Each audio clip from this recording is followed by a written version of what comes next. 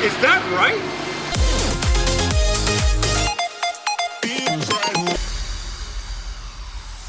So if you guys are new to the channel, thank you so much for watching. I really hope you enjoy it. And consider subscribing if this is the kind of stuff you like to see.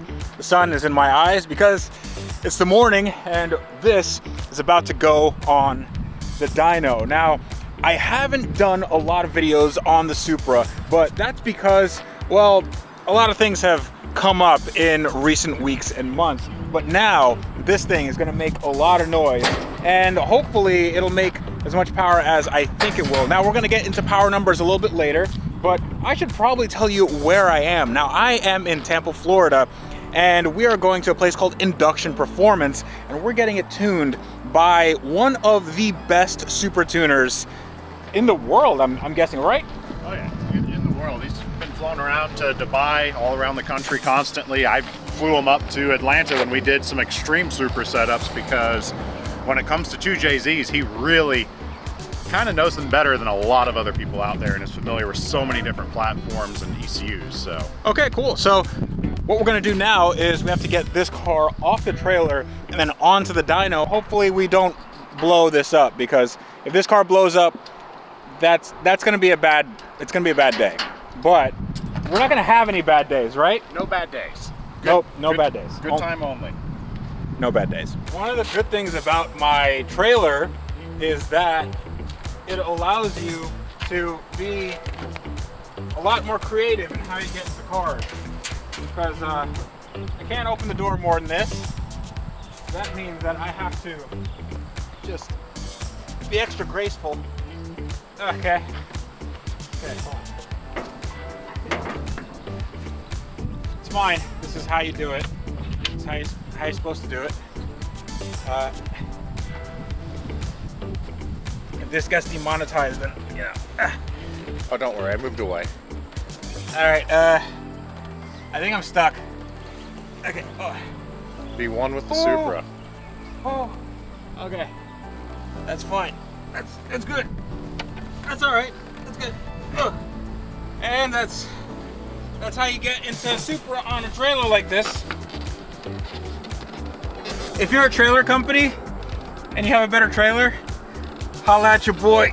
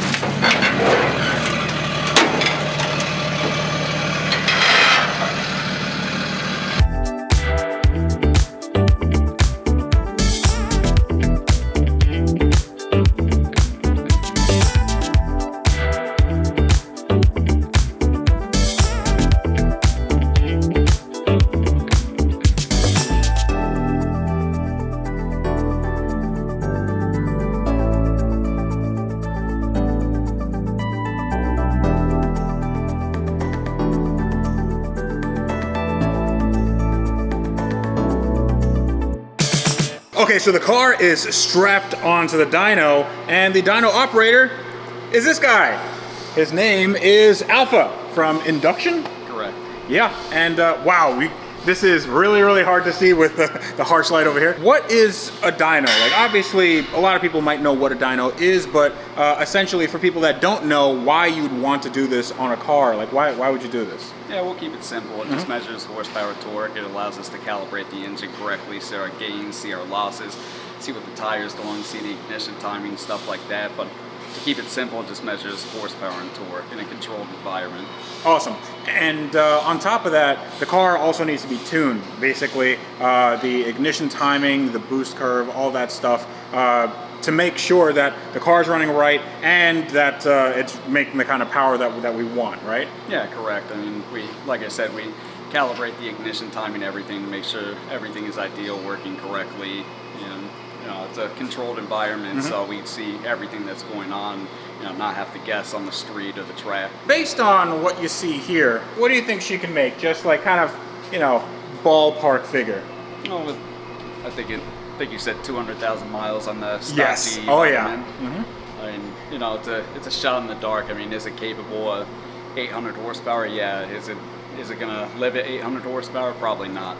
So, I mean, we'll probably keep it, you know, conservative as far as RPM and power goes. Yes. So, you know, I think 650 will be where we want to stay.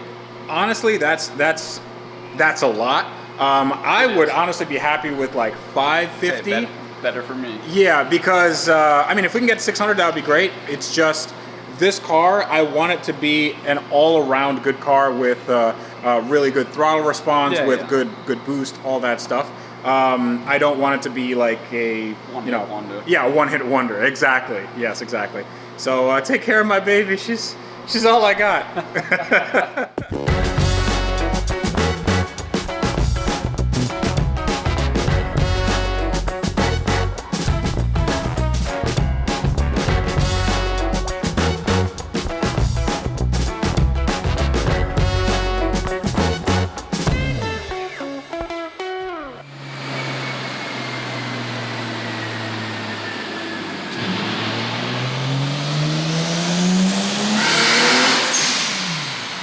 Okay, just that little pull was 342 horsepower, 380 foot-pounds of torque, and it only went to around 5,000 RPM.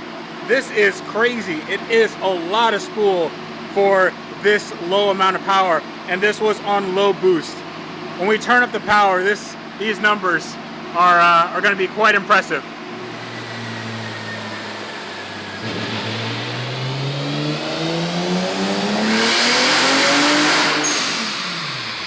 Now all he did was take it all the way to redline. Actually, it wasn't even a redline. It was another 1,000 RPM. Our redline is somewhere right here. So we got 407 horsepower and 397 foot-pounds of torque. And you can see that torque just climbs and climbs and it plateaus.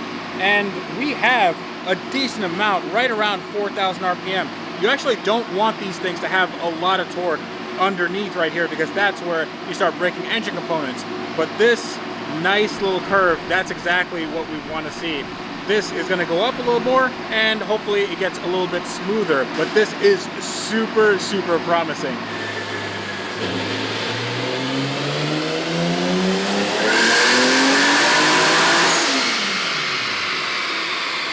So one potential problem that we ran into is the fact that the absolute pressure sensor, the MAP sensor, is actually, it's a little bit too turbulent.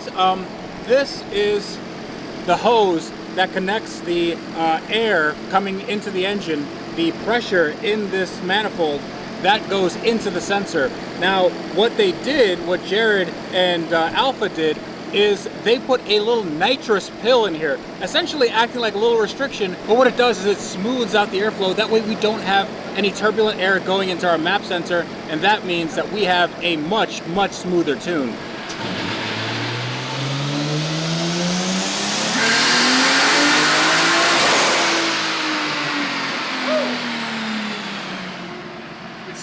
You see how smooth that is now? Oh yeah. Oh wow, yeah. So that's now,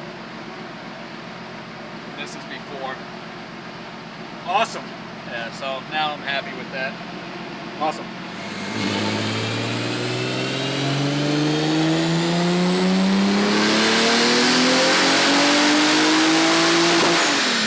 All right, so I want to check this out for myself. 454 horsepower at the rear wheels, and it also has 440 foot-pounds of torque. Now, that might not sound like a lot, but that means that at the engine, it's making north of 500, and that is on pump gas. So we still are going to push it a little bit further, but we have to switch over to ethanol E85, essentially a pump gas version of race gas. It has a lot more anti-knock properties, and it allows us to put more boost and more timing into the tune, which means more power. But right now, for pump gas, for just regular premium, this is a really, really good number, specifically because this car ultimately will not be staying with me. Ultimately, this car is going to one of you.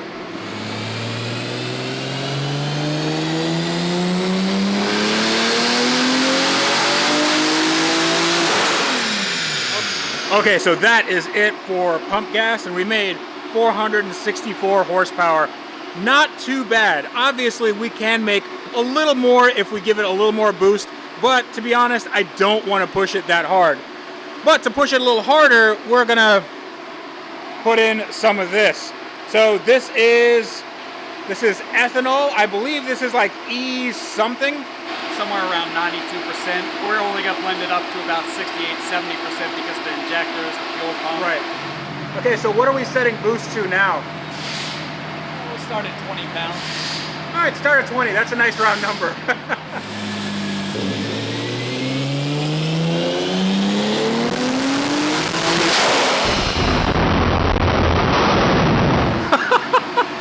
$558 horsepower. That is what I'm talking about. I hope we can make more than this. I think she has a little bit more left in her.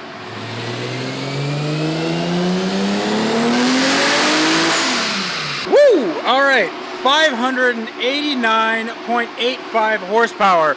Now, that at the crank, at the engine, is producing more power than a Lamborghini Murcielago LP640, if you can believe that. But what we're going to do now is we're going to put even more ethanol into the car so we can turn up the boost and turn up the timing just a little bit more, because I want to see this number be 600 or more. And then I think I'll be happy, because this isn't going to be a car that I need to have 1,000 wheel horsepower. This is going to be a really good all-around car, and some ethanol is definitely going to help.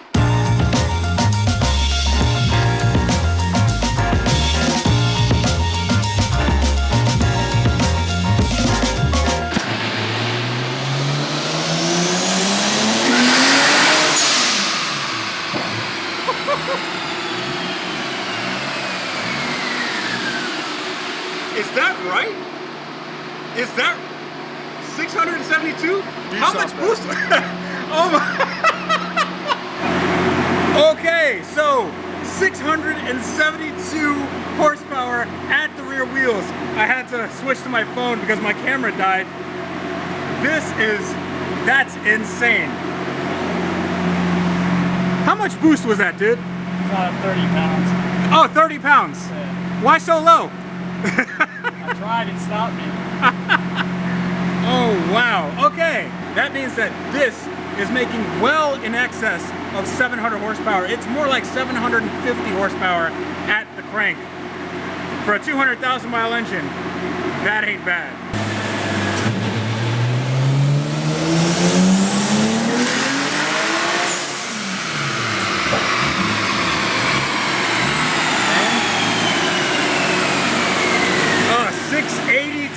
.97. That's about 50 more than we were expecting, so we're doing good. Yeah, 200,000 miles, dude.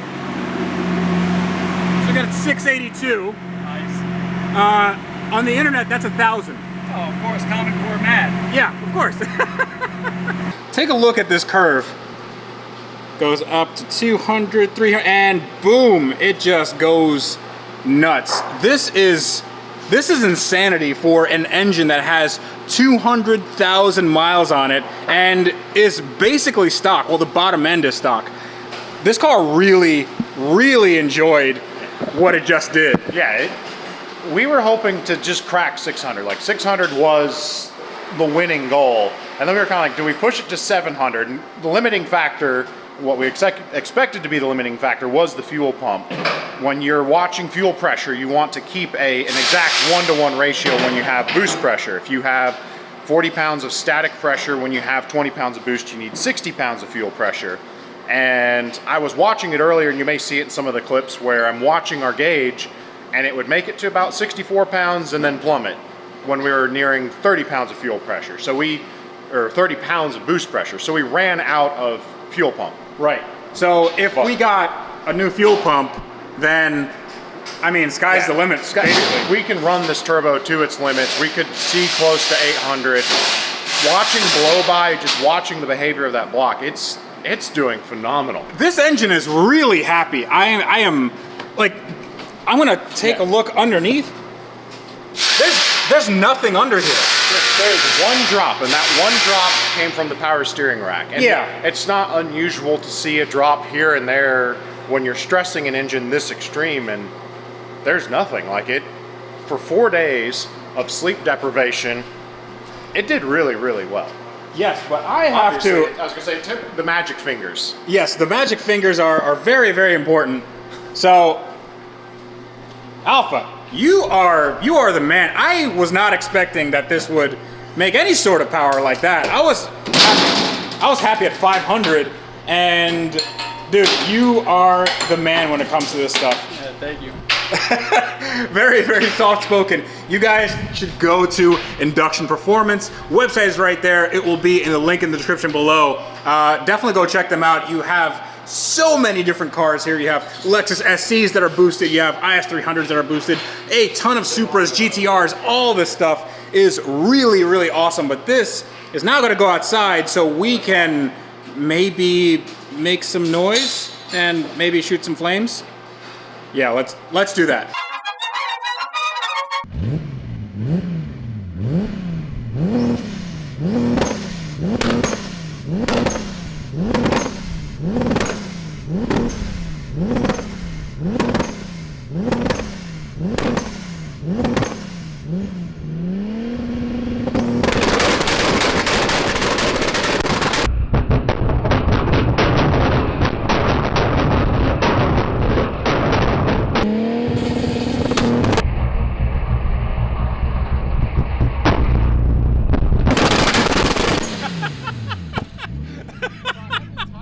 All right, it is a few days later and the Supra is back in my shop. Unfortunately, Jared had to go, but I am so impressed with how this did. 683 horsepower. Actually, 682.97, but who's counting?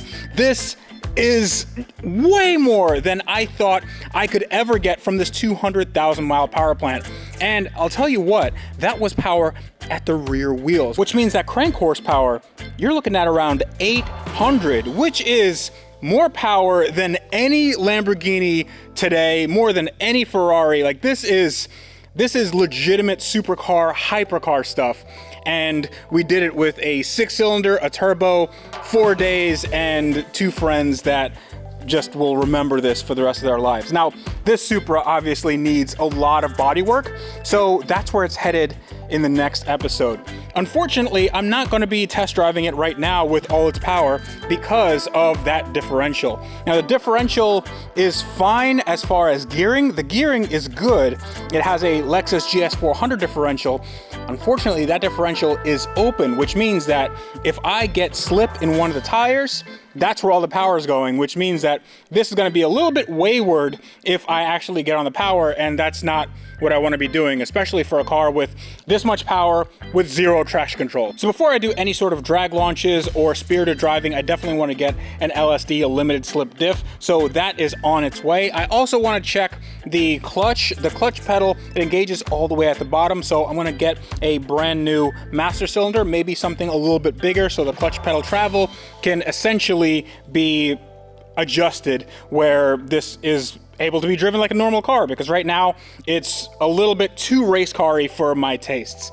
So I think that's gonna be it. I love this car. I really do. And soon it's gonna be looking completely different, and I can't wait to see that transformation. But until next time, this is me reminding you guys that on cars like this that had a bit of a history and a lot of miles, but we still made a ton of power, you guys need to wrench every day.